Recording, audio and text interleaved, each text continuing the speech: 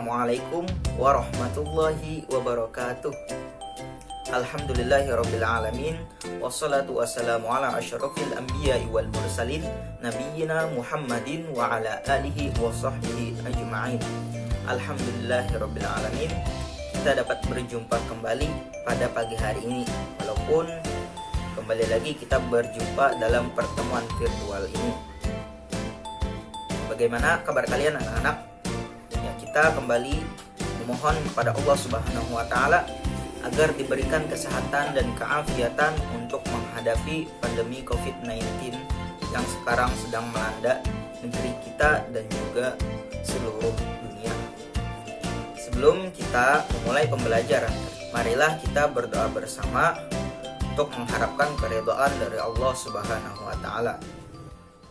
Bismillahirrahmanirrahim. Alhamdulillahi rabbil alamin. Wassalatu wassalamu ala asyrafil anbiya'i wal mursalin, nabiyyina Muhammadin wa ala alihi wa sahbihi ajma'in.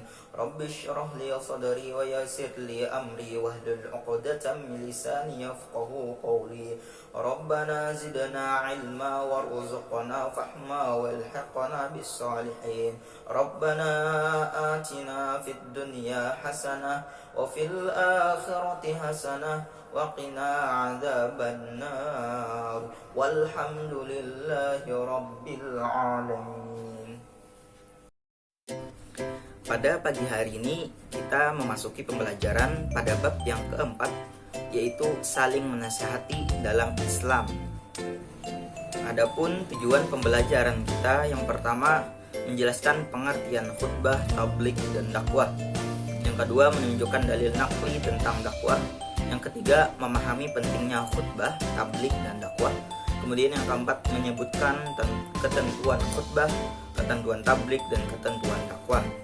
Memasuki materi pengertian, makna khutbah, tabligh, dan dakwah hampir sama, yaitu menyampaikan pesan kepada orang lain. Berhubungan dengan tema kita, yaitu saling menasihati. Nah, di sini saling menasihati dalam Islam terbagi menjadi beberapa macam. Contohnya seperti yang kita pelajari saat ini, ada di saat khutbah, di saat tabligh, maupun di saat berdakwah. Artinya saling menasihati di dalam Islam ini banyak jalannya, dan itu pun kewajiban bagi seorang muslim untuk muslim lainnya agar saling mengingatkan. Dapat kita ketahui bahwa nasihat menasihati di dalam Islam itu bagaikan ruh di dalam Islam, dimana jika tidak ada yang saling menasihati, dakwah Islam tidak akan sampai pada saat ini. Memasuki pengertian yang pertama, yaitu khutbah.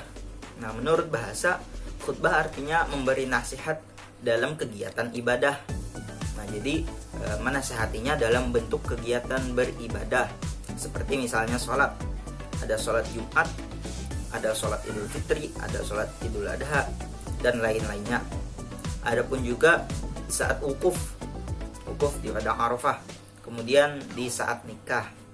Nah, kemudian secara istilah, khutbah berarti kegiatan ceramah kepada sejumlah orang Islam dengan syarat dan rukun tertentu. Jadi khutbah ini ada syarat dan rukunnya, bukan sekedar menasihati biasa, tapi sudah ada ketentuannya. Nah, syarat dan rukun itu tentunya berkaitan dengan keabsahan atau kesunahan ibadah. Kemudian yang kedua, yaitu pengertian tabligh. Secara bahasa artinya menyampaikan atau memberitahukan dengan lisan. Nah, disinilah yang dimana maksud menasihati, yang bukan termasuk ke dalam ibadah yang mempunyai rukun ataupun syarat-syaratnya. Tetapi tabligh di sini adalah tugas kita yang mana sekedar menyampaikan. Jadi inilah yang dimaksudkan kewajiban semua orang muslim untuk tabligh ini. Bahkan kata Rasulullah Shallallahu Alaihi Wasallam, beliau bersabda, "Balighu anni walau ayah." Nah, di sini beliau menyampaikan, sampaikanlah dariku walaupun satu ayat. Artinya di sini sampaikanlah apa yang dapat kita sampaikan, apa yang telah kita dapatkan di dalam Islam. Nah, jika kita melihat suatu kemungkaran ataupun suatu kesalahan pada diri muslim yang lain, apalagi itu keluarga kita misalnya, nah itu kewajiban kita untuk menyampaikan. Kemudian arti tabligh secara istilah yaitu kegiatan menyampaikan pesan Allah Subhanahu wa taala secara lisan pada satu orang Islam atau lebih untuk diketahui dan diamalkan isinya. Nah, jadi di sini setelah kita menyampaikan, maka kita berharap dan berdoa kepada Allah Subhanahu wa taala agar orang yang telah kita sampaikan tadi dapat mengamalkannya. Kemudian pengertian yang ketiga yaitu dakwah. Secara bahasa dakwah artinya memanggil, menyeru, mengajak pada sesuatu hal. Kemudian secara istilah yaitu kegiatan mengajak orang lain, seseorang atau lebih ke jalan Allah Subhanahu wa taala secara lisan ataupun perbuatan. Nah, di sini dikenal dengan adanya dakwah bil lisan dan dakwah bil hal. Dakwah bil lisan tentunya dengan lisan.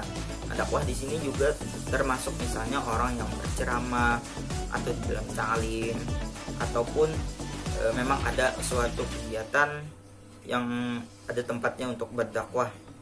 Namun bisa juga dakwah ini dilakukan oleh kita, baik itu di jalan misalnya ataupun bersama teman, kita bisa sambil berdakwah, artinya menyampaikan apa sesuatu yang baik dari agama kita. Kemudian dakwah bil hal. Jadi dakwah ini bukan sekedar hanya di lisan, tetapi juga dengan perbuatan. Apa yang kita perbuat, kita berusaha misalnya mencontohkan sunnah-sunnah dari Rasulullah. Misalnya kita memakai wangi-wangian minyak harum. Nah, kita memakainya misalnya di depan teman. Lalu niat kita di dalam hati yaitu semoga teman ini juga ikut memakai wangi-wangian juga setiap hari, karena itu merupakan sunnahnya Rasulullah. Nah, jadi itu juga termasuk di dalam dakwah, yang mana termasuk dalam dakwah bil hal, artinya dakwah dalam perbuatan. Kemudian apa sih pentingnya khutbah, tabligh dan dakwah? Dapat kita garis bawahi dari pengertian yang telah dijelaskan tadi, bahwa kegiatan saling menasihati di dalam Islam, di mana ada khutbah, tabligh dan dakwah ini diumpamakan seperti ruhnya di dalam Islam. Yang pertama khutbah. Khutbah termasuk aktivitas ibadah. Nah, tentunya karena ini ada di dalam ibadah-ibadah sholat. Oleh karena itu, khutbah tidak bisa ditinggalkan karena akan membatalkan rangkaian aktivitas ibadah. Nah, seperti yang kita tahu bahwa sholat Jumat, salah satu rukun sholat Jumat adalah berkhutbah. Jadi memang sangat penting khutbah. Jika khutbah ditinggalkan, akan gugur keabsahan dari ibadah sholat Jumat. Sesungguhnya khutbah merupakan kesempatan yang sangat besar untuk berdakwah dan membimbing manusia ke jalan keridhaan Allah Subhanahu wa taala. Hal ini jika khutbah dimanfaatkan sebaik-baiknya dengan menyampaikan materi yang dibutuhkan oleh hadirin menyangkut masalah kehidupannya dengan ringkas, tidak panjang lebar, dan dengan cara yang menarik serta tidak membosankan. Karena di dalam satu kesunahan di dalam berkhutbah adalah menyampaikan khutbah dengan tidak lebih waktunya dari sekedar sholat sunnah 2 rakaat. Kemudian tabligh. Salah satu sifat wajib bagi Rasul adalah tabligh. Nah, kenapa? Karena memang ketika beliau diangkat menjadi Rasul, maka sudah wajib bagi seorang Rasul untuk menyampaikan risalah Islam, yakni menyampaikan wahyu dari Allah Subhanahu wa taala kepada umatnya. Semasa Nabi Muhammad SAW masih hidup, seluruh waktunya dihabiskan untuk menyampaikan wahyu kepada umatnya. Artinya di dalam bertahun-tahun beliau mulai dari diangkat menjadi seorang nabi, itu beliau dakwah bil hal. Kemudian ketika sudah diangkat menjadi Rasul, maka beliau menghabiskan seluruh hidupnya untuk berdakwah, untuk menyampaikan wahyu kepada umat-umatnya, mana yang kita ketahui yaitu selama kurang lebih 23 tahun. Seseorang tidak harus menjadi ulama terlebih dahulu untuk menghentikan kemungkaran. Dapat kita garis bawahi di sini, kita sebagai manusia tidak bisa sempurna. Kita sudah tahu sebagai manusia tidak bisa semua orang manusia jadi ulama. Tapi yang namanya berdakwah yang namanya menasihati di dalam Islam adalah kewajiban yang semestinya kita lakukan walaupun kita bukan seorang ulama. Siapapun yang melihat kemungkaran terjadi di depan matanya dan ia mampu menghentikannya, ia wajib untuk menghentikannya. Nah, bagi yang mengerti suatu permasalahan agama, ia harus menyampaikan kepada yang lain siapapun mereka. Seperti kata Rasulullah SAW, beliau bersabda, an Abi Sa'id Al-Khudri radhiyallahu an qala sami'tu Rasulullah yaqul man ra'a minkum munkara falyughayyirhu biyadihi fa illam yastati' fa bilisanihi fa illam yastati' fa biqalbi dzalika adhaful iman. Artinya, dari Abi Sa'id Al-Khudri radhiyallahu an berkata, saya mendengar Rasulullah SAW bersabda, barang siapa yang melihat kemungkaran, maka ubahlah dengan tangannya. Apabila tidak mampu, maka ubahlah dengan lisannya. Apabila tidak mampu, maka dengan hatinya. Dan itu selemah-lemahnya iman. Hadis riwayat Muslim. Kemudian dakwah. Salah satu kewajiban umat Islam adalah berdakwah.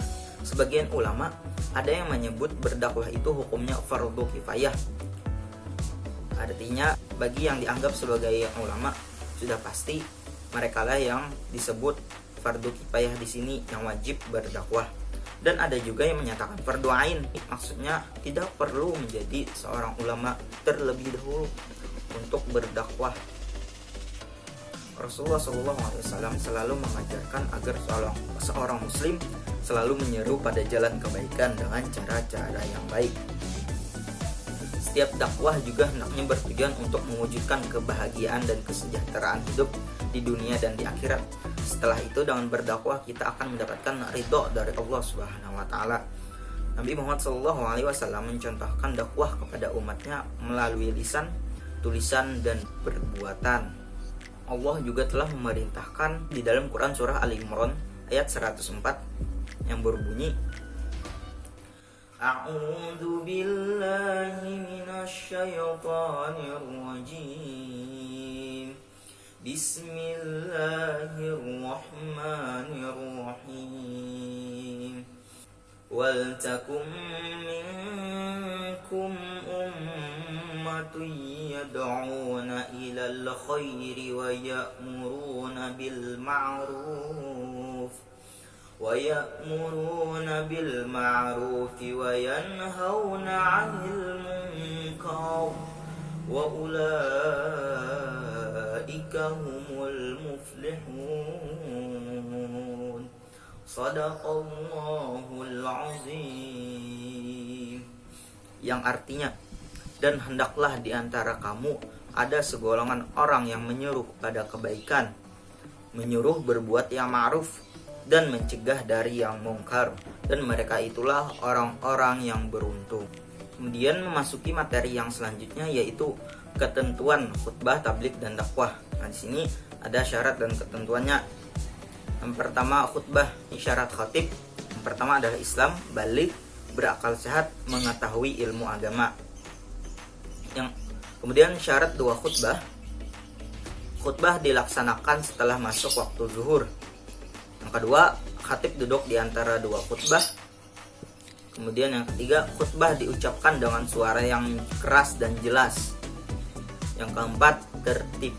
Kemudian rukun khutbah sendiri, yang pertama membaca hamdalah, yang kedua membaca syahadatain, yang ketiga membaca sholawat, yang keempat berwasiat takwa, kemudian membaca ayat Al-Quran pada salah satu khutbah, kemudian berdoa pada khutbah kedua, berdoa untuk semua umat muslim. Kemudian sunnah-sunnah di dalam khutbah.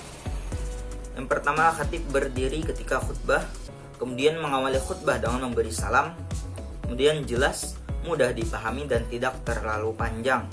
Nah, seperti yang Bapak sampaikan tadi, bahwa sunnah di dalam khutbah itu adalah waktunya yang sebentar, tidak terlalu panjang. Kemudian khatib menghadap jamaah.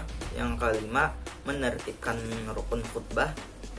Yang keenam, membaca al-ikhlas di antara dua khutbah. Kemudian tabligh. Syarat mubaligh sendiri yaitu Islam, baligh, berakal, dan mendalami ajaran Islam. Kemudian etika menyampaikan tabligh, bersikap lemah lembut, mudah dimengerti, mengutamakan musyawarah dan diskusi, materi memiliki dasar hukum yang kuat dan jelas, menyampaikan dengan ikhlas dan sabar, dan tidak menghasut orang lain. Adapun dakwah, dakwah sendiri terbagi menjadi dua, ada dakwah bil lisan dan dakwah bil hal. Jadi kita dapat melakukan dakwah ini dengan lisan kita dan juga dapat dengan perbuatan kita. Dan syarat dai sendiri yaitu Islam balik berakal dan mendalami ajaran Islam. Kemudian etika, nah di sini tidak ada syarat dakwahnya, cuman ada etika di dalam berdakwah. Dilaksanakan dengan hikmah, artinya di sini menyampaikan itu harus dengan hikmah, dengan kebijaksanaan. Jangan menyampaikan dakwah misalnya dengan cara kekerasan, dengan mencemooh orang lain, ataupun dengan memfitnah orang lain. Nah, itu tidak dibenarkan sama sekali di dalam Islam dengan cara dakwah seperti itu. Sering kita temui kata-kata istilah di dalam Islam yaitu amar ma'ruf nahi mungkar. Nah, artinya menyeru kepada kebaikan dan mencegah kemungkaran. Nah, di sini bukan hanya sekadar itu, tapi ulama menjabarkan pengertiannya yaitu menyeru kebaikan dengan kebaikan. Jadi perlu digarisbawahi itu dengan kebaikan. Jadi menyeru kebaikan jangan dengan mencemooh orang lain ataupun memfitnah. Kemudian nahi mungkar. Nahi mungkar sendiri artinya mencegah kemungkaran. Dijabarkan kembali oleh ulama mencegah kemungkaran dengan kebaikan. Nah, artinya jangan mencegah kemungkaran itu dengan kemungkaran itu sendiri. Maka siklusnya akan berputar-putar di situ saja. Ketika kita mencegah kemungkaran dengan kemungkaran, maka orang yang melakukan kemungkaran tadi malah semakin benci terhadap kita. Kemudian kedua, dilakukan dengan mau'izatil hasanah, artinya persuasif dan edukatif. Persuasif ini artinya dengan pendekatan, dengan tidak melakukan kekerasan. Inilah yang disebut ulama menyeru kepada kebaikan dengan kebaikan dan mencegah kemungkaran dengan kebaikan. Maksud dari edukatif adalah bersifat mendidik. Kemudian dilakukan dengan uswatun hasanah, itu dengan perilaku yang baik. Maksudnya adalah kita berdakwah jangan hanya sekedar sampai di lisan saja, tapi ketika kita juga berdakwah dengan lisan, kita melakukannya dengan perbuatan. Kemudian terakhir dilakukan dengan mujadalah, artinya berdiskusi atau bertukar pikiran. Artinya kita tidak boleh memaksakan kehendak dan memaksakan pemahaman kita seperti ini, kemudian orang lain harus mengikuti kita, tidak. Nah, sampai di sini pembelajaran kita pada hari ini. Semoga dapat bermanfaat dan apa yang Bapak sampaikan dapat kalian amalkan di kehidupan kalian sehari-hari. Tentunya yaitu dakwah. Kita dengan teman sekelas, kita dakwah apabila melihat suatu kemungkaran, kita nasihati. Jangan kita langsung mencap teman kita itu masuk neraka, jangan. Tetapi kita nasihati dengan cara, ingat, dengan cara yang mendidik dan juga hikmah, bijaksana, dan tentunya yang paling penting adalah amar ma'ruf bil ma'ruf dan nahi munkar bil ma'ruf. Artinya menyeru kepada kebaikan dengan kebaikan dan mencegah kemungkaran dengan kebaikan juga, seperti itu. Terakhir Bapak sampaikan, berhubungan ini merupakan terakhir kalinya Bapak melaksanakan PPL dan ini pertemuan terakhir kita. Maka Bapak berpesan, walaupun itu satu saja ilmu yang kalian dapatkan misalnya dari Bapak, amalkanlah ilmu itu. Nah, dan juga Bapak mengucapkan terima kasih banyak karena kalian sudah dukung dengan bentuk terus berhadir di dalam pembelajaran, dan juga Bapak mohon doanya semoga mendapatkan hasil yang terbaik. Terima kasih sekali lagi Bapak sampaikan. Sampai berjumpa di lain waktu. Sekian yang dapat Bapak sampaikan. Wallahul muwaffiq ila aqwamit thoriq. Wassalamualaikum warahmatullahi wabarakatuh.